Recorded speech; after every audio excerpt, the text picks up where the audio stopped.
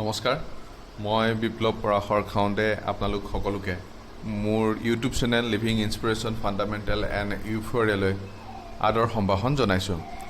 আজি মই যিটো টপিক আপোনালোকৰ আগত উপস্থাপন কৰিম সেই টপিকটোৰ নাম হৈছে এজন ভাল শিক্ষক, এ গুড টিচাৰ। এজন ভাল শিক্ষক হ'বৰ কাৰণে এজন শিক্ষকে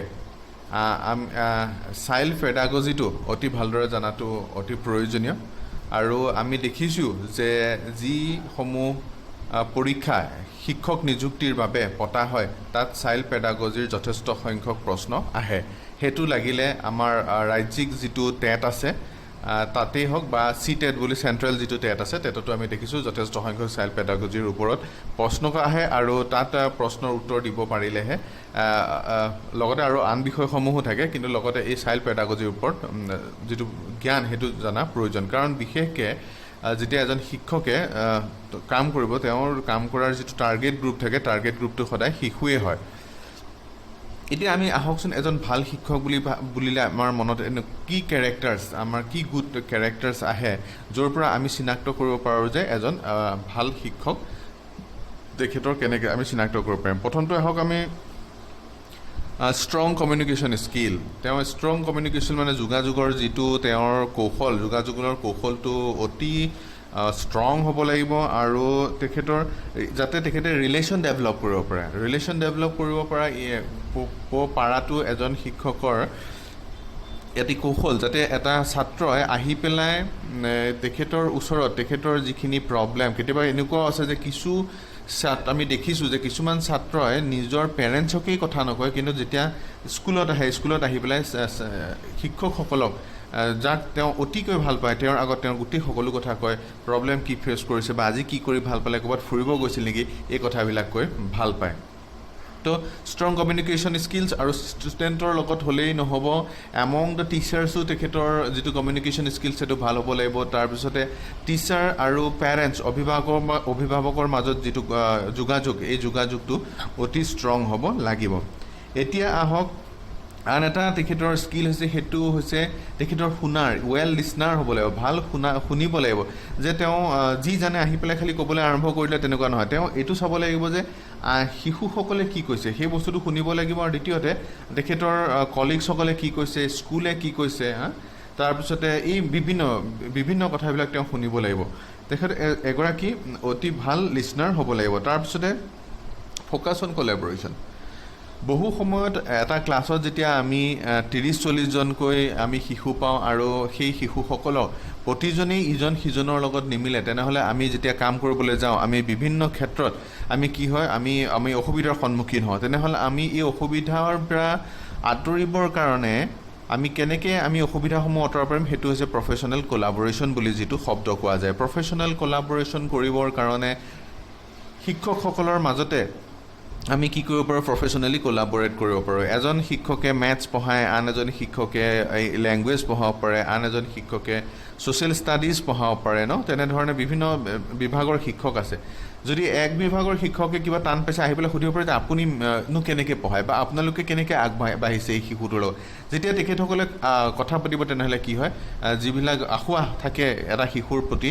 বা এটা ক্লাছৰ প্ৰতি সেই আঁসোৱাহসমূহ দূৰ কৰিব পাৰে। আৰু প্ৰফেশ্যনেল কোলাবৰেশ্যন এই কাৰণেই প্ৰয়োজনীয় কাৰণ প্ৰতিজন শিক্ষকে বিভিন্ন বেলেগ বেকগ্ৰাউণ্ডৰ পৰা আহে। তেওঁলোকৰ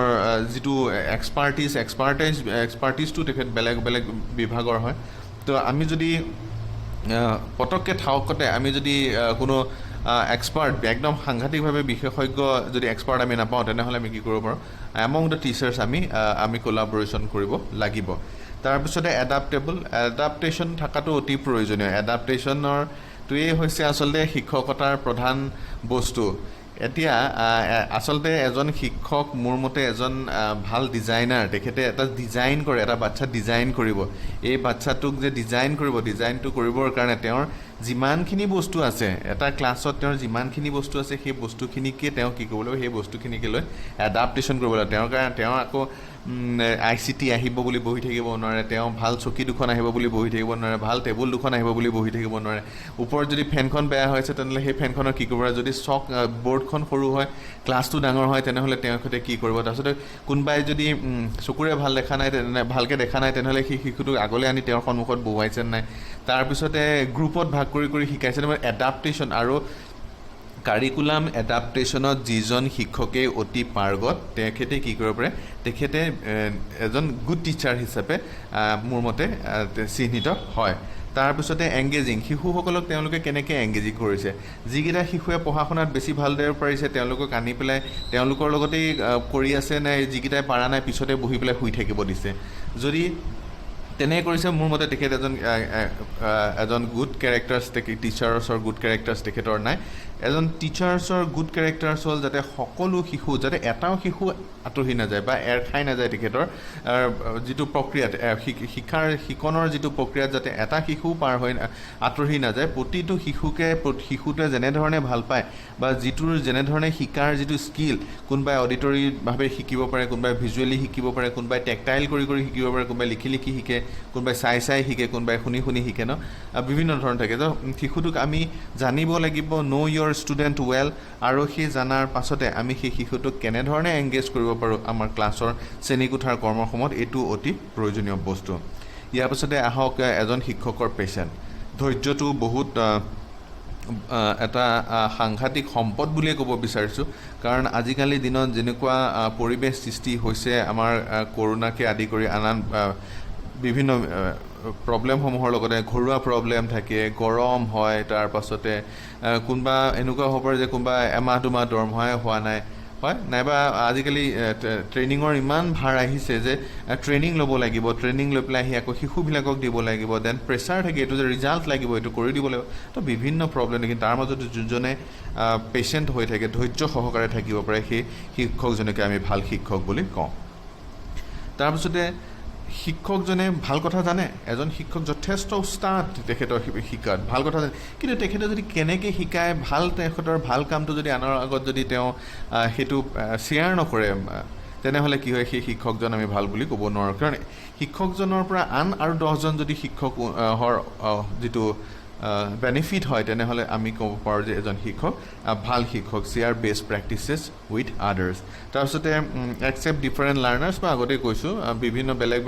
শিশু প্ৰতিটো শিশুৱে বেলেগ ধৰণৰ শিশু আৰু প্ৰতিটো শিশুকে আমি একচেপ্ট কৰিব পৰাটো এজন শিক্ষকৰ ভাল গুণ তাৰপিছতে শিক্ষক এজন এনেকুৱা নহয় যে তেখেতে পঢ়া শুনা কৰি আহিলে মাষ্টাৰ ডিগ্ৰী বা বেচেলৰ ডিগ্ৰী লৈ আহিছে BEd কৰি আহিছে DLEd কৰি আহিছে তাৰপিছতে তেখেত আহি পেলাই শিক্ষক হৈছে কিন্তু লাৰ্ণিংটো হৈছে এটা ছায়েন্সটো সদায় বেলেগ হৈ গৈ আছে কিন্তু তেওঁ যে ভাবিছে যে মই যি শিকি আহিছিলোঁ সেয়াই ভাল বস্তু আৰু মই যি জানো সেইটোৱে বেষ্ট তেনেকুৱা নহয় শিক্ষকজনেও কি ক'ব লাগিব নিজৰ যিটো নলেজটো সময় অনুসৰি তাক আপগ্ৰেডেশ্যন কৰি থাকিব লাগিব তেতিয়াহে কোৱা যায় এজনক কি বুলি লাইফ লং গুড টিচাৰ বুলি যি লাইফ লং এজন লাৰ্ণাৰ্ছ হয় দ্য টিচাৰজনো এজন লাইফ লং লাৰ্ণাৰ্ছ হ'ব লাগিব তো এই কেইটামান কেৰেক্টাৰিষ্টিক্স মই আপোনালোকৰ লগত ক'লোঁ এতিয়া আহক মই এটা কথা কওঁ যে এই যে আমি যে শিশুবিলাকক আমি এডমিশ্যন দিওঁ স্কুলবিলাকত তাৰপিছতে আমি টিউশ্যন মাষ্টৰ লগাওঁ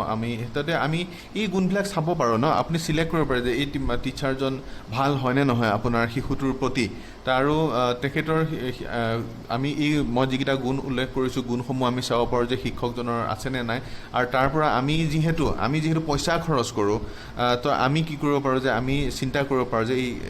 টিচাৰজন মোৰ শিশুটোৰ কাৰণে ভাল হ'ব নে নহ'ব আনহাতে এখন স্কুলত যদি আমি এডমিশ্যন দিবলৈ যাওঁ এটা শিশুক তেনেহ'লে আমি চাব পাৰোঁ যে এই স্কুলখনত এই কেৰেক্টাৰ্ছ থকা শিক্ষক কেইজন আছে যিমানেই বেছি আছে সিমানেই ভাল সেইখন স্কুল কাৰণ স্কুলখন এনেকুৱা বস্তু নহয় যে প্ৰিন্সিপাল বা যিজন প্ৰধান শিক্ষয়িত্ৰী থাকিব তেখেতসকলৰ ওপৰতে ডিপেণ্ড কৰে বাকী যিসকল ছাপৰ্ট ষ্টাফ আছে যি তেখেতসকলৰ টিচাৰ আছে এছিষ্টেণ্ট টিচাৰ্ছ আছে সেইসকলেও যথেষ্ট অৰিহণা আগবঢ়ায় আচলতে তেখেতসকলৰ অৰিহণাহে বেছি বুলি মই ক'ব বিচাৰোঁ চ' স্কুলত এডমিশ্যন দিয়াৰ আগে টিউশ্যন দিয়াৰ আগে আপুনি চাব পাৰে যে এই কেৰেক্টাৰ্ছখিনি আছেনে নাই আৰু এটা কথা শিক্ষকতা এনেকুৱা এটা বৃত্তি যিটো বাই চইচ হ'ব লাগে যদি বাই চইচ কোনোবাই টিচিং কৰিবলৈ আহে তেনেহ'লে কি হয় তাত সেৱাৰ যিটো উৎসৰ্গা বা সেৱাৰ যিটো মনোভাৱ সেই মনোভাৱটো দেখা যায় কিন্তু এনেকুৱাও হয় কেতিয়াবা যে চাকৰি বাকৰি আজিকালি বিশেষ নাই তো নাই মোমাইতকৈ কণা মোমাই ভাই ভাল যে কিবা বেলেগৰ কাৰণে ট্ৰাই কৰি আছে কিন্তু পোৱা নাই তো টিচাৰে পাই গৈছে তো টিচিঙে কৰি থাকোঁ ভালটো পালে গুচি যাম টিচাৰ বাই চইচ টিচাৰ বাই চান্স যদি বাই চান্স টিচাৰ আহিছে তেওঁ লং টাৰ্ম দিব নোৱাৰিব আৰু যদি কোনোবা খুব ভাল মই এনেকুৱা নকওঁ যে তেখেতসকল বেয়া কিন্তু তেখেতসকলে যিটো ভাল দিব পাৰে তেওঁ কিমান দিন কণ্টিনিউ কৰিব পাৰে সেইটো এটা প্ৰশ্নৰ এটা অৱকাশ থাকি যায় সেইকাৰণে টিচাৰ বাই চইচ টিচাৰ বাই চায়েন্স এই দুটাৰ মাজত পাৰ্থক্য আছে এতিয়া আহক আমি এনেকুৱা টিচাৰ আমি আকৌ চাব পাৰোঁ যে কোনবিলাক টিচাৰে এনেকুৱা কি ষ্ট্ৰেটেজি ব্যৱহাৰ কৰিলে আমি ক'ব পাৰোঁ যে টিচাৰজন এজন ভাল টিচাৰ ষ্ট্ৰেটেজিৰ ওপৰত ডিপেণ্ড কৰে ষ্ট্ৰেটেজি যিমানেই ভাল হ'ব তেওঁৰ যিটো আউটকাম তেওঁৰ ক্লাছৰ পৰা সেইটো যথেষ্ট বেছি ভাল দেখা যায় এতিয়া আমি দেখোঁ যে কিছু টিচাৰে আহি লেকচাৰ মেথড কৰে বৰ্ডখন লয় তাৰপিছতে চক পেঞ্চিল বৰ্ড আৰু কিতাপ শিক্ষকতা সেইটোতো হ'ব নোৱাৰে শিক্ষকতা কৰিবৰ কাৰণে আজিকালি আৰু কৈছে যে ভিজুৱেলাইজেশ্যন কিমান কৰে এটা বস্তু এটা শিশুৰ সন্মুখৰ আগত দাঙি ধৰিব লাগিব যে ভিজুৱেলাইজ কৰাব লাগিব আমি ভিজুৱেলাইজ বিভিন্ন ধৰণে কৰিব পাৰোঁ আজিকালি মোবাইলৰ দ্বাৰা কৰিব পাৰোঁ আমি নাটক কৰিব পাৰোঁ আমি কুইজ পাতি কৰিব পাৰোঁ আমি প্ৰেক্টিকেল কৰিব পাৰোঁ হয়নে আমি ৰিজনিং কৰিব পাৰোঁ আমি প্ৰজেক্ট বনাই কৰিব পাৰোঁ আমি বিভিন্ন ধৰণে কৰিব পাৰোঁ গান গাই কৰিব পাৰোঁ তো আমি উপস্থাপন ভিজুৱেলাইজ কেনেকৈ কৰা হৈছে সেই কনচেপ্টটো সেইটো এজন শিক্ষকৰ কি হৈছে সেইটো এটা কৌশল আৰু যোনে কৰিব পাৰে ভালদৰে তেখেতকে ভাল শিক্ষক বুলি কোৱা হয় তাৰপিছতে কোঅপাৰেটিভ লাৰ্ণিং আমি ষ্টুডেণ্টবিলাকৰ লগত আমি এনকাৰেজ কৰিব যোনজন শিক্ষকে এনকাৰেজ কৰিব জানে আৰু মিক্স কৰি দিব পাৰে দুটামান ভাল ষ্টুডেণ্ট বেছি ভাল দুটামান মধ্যমীয়া আৰু দুটামান অকণ তলৰ ফালে সিহঁতক গোটেইটো মিলাই মিক্স কৰি পেলাই সিহঁতক যেতিয়া নিজৰ ভিতৰতে কাম কৰিবলৈ লগোৱা যায় তেতিয়া কি হয় টিচাৰো বহুত কাম কমি যায় কাৰণ এই ভাল ল'ৰা যিকেইটা আছে ভাল ল'ৰা ছোৱালী যিকেইটা আছে সিহঁতে কি কৰে এই মধ্যমীয়া আৰু যিকেইটা পিছত আছে সিহঁতকো লগত লৈ যায় টানি পেলাই আৰু যেতিয়া শিশুবিলাকে নিজৰ মাজত শিকিবলৈ আৰম্ভ কৰে তেতিয়া সিহঁতে বেছি শিকে যিটো পিয়াৰ লাৰ্ণিং বুলি কোৱা হয় তো এজন টিচাৰে পিয়াৰ লাৰ্ণিং কিমান কৰাব পাৰে বা আমি কৈছিলোঁ যে কোঅপাৰেটিভ লাৰ্ণিং কিমান জোৰ দিব পাৰে সেইটো এজন টিচাৰৰ ভাল শিক্ষাৰ দিয়াৰ এটা গুণ বুলি বা ষ্ট্ৰেটেজি বুলি আমি ধৰিছোঁ তাৰপিছতে ইনকুৱাৰী বেছ ইনষ্ট্ৰাকশ্যন তাৰমানে ইনকুৱাৰী বেছ ইনষ্ট্ৰাকশ্যন মানে মই এটা কওঁ যে তেখেতক টিচাৰ এখন স্কুলত চাব দুটামান টিচাৰক খুব ভাল পায় আৰু কেইজনমান টিচাৰ ইমান ঠিক ভাল নাপায় এই যিকেইজন টিচাৰক যে শিশুসকলে বা ছাত্ৰ ছাত্ৰীসকলে ভাল পায় তাৰমানে কি হয় সেই টিচাৰকেইজনে শিশুকেইজনক ইনস্পায়াৰ কৰিব পাৰে যিকেইজনে ইনস্পায়াৰ কৰিব পাৰে সেইকেইজন টিচাৰক আমি আগতেও আমিও কৈছিলোঁ যে আমুক টিচাৰজনক মোক ভাল লাগে কিয় ভাল লাগিছিল আজি যদি মই চিন্তা কৰোঁ তেতিয়া মই গম পাইছোঁ যে সেই টিচাৰজনে মোক সেই সময়ত মোক ইনস্পায়াৰ কৰিব পাৰিছিলে চ' ইনকুৱাৰী বেছড ইনষ্ট্ৰাকশ্যন যিবিলাক কুৱেশ্যন দিব লাগিব বা কি পুট কৰিব লাগে সেইখিনি ইনকুৱাৰী বেছড হ'ব লাগে তাৰপিছতে ডিফাৰেঞ্চিয়েশ্যন টাস্কবিলাকৰ ষ্টুডেণ্ট এবিলিটিজ ডিফাৰেঞ্চিয়েশ্যন লাৰ্ণিং মানে হৈছে আপুনি যেতিয়া ষ্টুডেণ্টবিলাকক আপোনাৰ তেখেতসকলৰ যিটো অৰ্হতা বা তেখেতসকলৰ ষ্টুডেণ্টখিনিৰ যিটো পাৰ্গতালীৰ যিটো কেপাচিটি সেই কেপাচিটি বেছডহে আপুনি বস্তুবিলাক ছেটিংছ কৰিব লাগিব এতিয়া ধৰক একেখন কুৱেশ্যন পেপাৰ বা একেটা লেচন একেটা কুৱেশ্যন পেপাৰে গোটেই শ্ৰেণীটোৰ কাৰণে ফিট নহ'বও পাৰে কেতিয়াবা কি কৰিব লাগিব পাৰে আমি কাৰিকুলাম এডাপ্টেশ্যনৰ যোগেদি প্ৰতিটো শিশুৰ কাৰণে যাতে ইভালুৱেশ্যন প্ৰচিডিউৰত যাতে প্ৰতিটো শিশুৱে ভাগ ল'ব পাৰে তাৰ কাৰণে আমি কি কৰিব লাগে ব্যৱস্থা কৰিব লাগিব তো ডিফাৰেঞ্চিয়েশ্যন লাৰ্ণিং বহুত প্ৰয়োজন তাৰপিছতে যি শিক্ষকে টেকন'লজি ইউজ কৰে আজিৰ দিনত তেখেতকে ভাল শিক্ষক বুলি কয় যদি টেকন'লজি ইউজ নকৰে আওকলীয়া পুৰণীয়া ধৰণত এতিয়াও শিকাই আছে তেনেহ'লে মই ক'ব বিচাৰোঁ যে আজিৰ দিনত সেইজন শিক্ষকৰ সেইটো ষ্ট্ৰেটেজি শুদ্ধ বা ভাল নহয় তাৰপিছতে আহক বিহেভিয়াৰ মেনেজমেণ্ট কৰিব পৰা কৌশল এজন শিক্ষকৰ থাকিব লাগিব এতিয়া বিহেভিয়াৰ মেনেজমেণ্ট কৰিবলৈ যাওঁতে আমি বিহেভিয়াৰটো জানিবৰ কাৰণে ল'ৰা ছোৱালীৰ লগত তাৰপিছতে নিজৰ আৰু কলিগ যিসকল আছে সহকৰ্মী শিক্ষক তেখেতসকলৰ লগত আলোচনা পেৰেণ্টছৰ লগত আলোচনা আৰু এটা বিহেভিয়াৰ মেনেজমেণ্ট এটা স্কিল হয় আৰু এই স্কিলটো এপ্লাই কৰিবলৈ যোনে ভালদৰে পাৰে তেওঁৰ ওচৰত কিছুমান টিচাৰৰ আপুনি ক্লাছত দেখিব যে একেবাৰে মনে ল'ৰা ছোৱালীবিলাকে বৰ মন পুতি গোটেই ক্লাছত অংশগ্ৰহণ কৰি আছে তেনেকুৱা টিচাৰৰ যিটো বিহেভিয়াৰ মেনেজমেণ্ট কৰিছে সেই সেই একেটা শ্ৰেণীৰ একে শিশুৱে আন এজন শিক্ষকৰ কিন্তু ক্লাছত হুলস্থুল লগাই থাকিব পাৰে এটা কথাটো হৈছে কি বিহেভিয়াৰ মেনেজমেণ্ট কেনেকৈ কৰিছে সেইটো এটা অতি গুৰুত্বপূৰ্ণ কথা আৰু অকল বেড দেখুৱাই বা মাৰি পিটি বিহেভিয়াৰ মেনেজমেণ্ট কৰা নহয় আৰু আজিকালি মাৰিব পিটিবও নোৱাৰে যিখন আইন আছে ইয়াৰ পিছতে আহক মই বিহেভিয়াৰ মেনেজমেণ্টৰ লগত আৰু এটা কথা ক'ব বিচাৰিছোঁ বিহেভিয়াৰ মেনেজমেণ্টৰ যিটো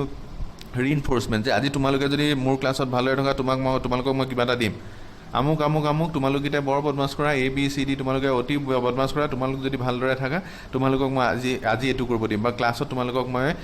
এটা গান গাবলৈ দিম বা আন কিবা এটা যদি আপুনি ৰিইনফৰ্চমেণ্ট ইউজ কৰিব পাৰে তেনেহ'লে অতি ভাল কথা আৰু যদি ৰিইনফৰ্চ ইউজ কৰিম বুলি কৈছে তেনেহ'লে আপুনি কৰিব কাৰণ পিছদিনাখন যদি আপুনি কৈ পেলাই নকৰে তেনেহ'লে শিশুৱে আপোনাৰ ওপৰত আৰু বিশ্বাস নকৰিব সেইকাৰণে ৰিইনফৰ্চমেণ্ট যেতিয়া